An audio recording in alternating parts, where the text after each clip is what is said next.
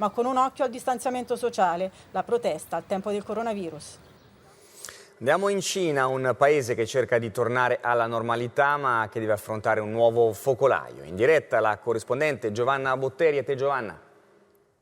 Il terzo focolaio nella provincia dell'Heilongjiang, a nord ai confini con la Russia, e intanto si apre un altro focolaio, questa volta in Giappone. Si tratta di una nave italiana, la costa atlantica, ferma al largo di Nagasaki con 91 persone risultate positive a bordo. Ma vediamo come la Cina sta vivendo questa difficile, ancora difficile seconda fase.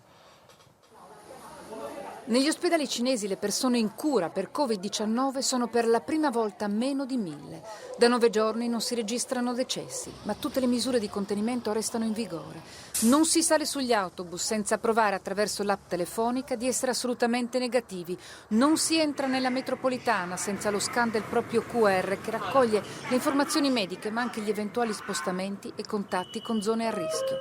Nei supermercati mascherine a distanza, guanti per chi lavora al banco e merce sigillata.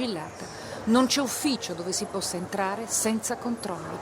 I colloqui di lavoro si fanno solo in videoconferenza. Nei ristoranti tavoli separati, disinfettati di continuo. Negli aeroporti i viaggiatori si sottopongono a controlli eccezionali. Nelle fabbriche distanza sociale e mascherine, e se la distanza non può essere garantita, tutte protettive come negli ospedali. Nei cantieri controlli, distanza e sanificazione degli ambienti. La paura non è passata. Nella provincia settentrionale dell'Heilongjiang ci sono 3 nuovi focolai. Altri limiti di spostamento e quarantene sono state immediatamente stabilite.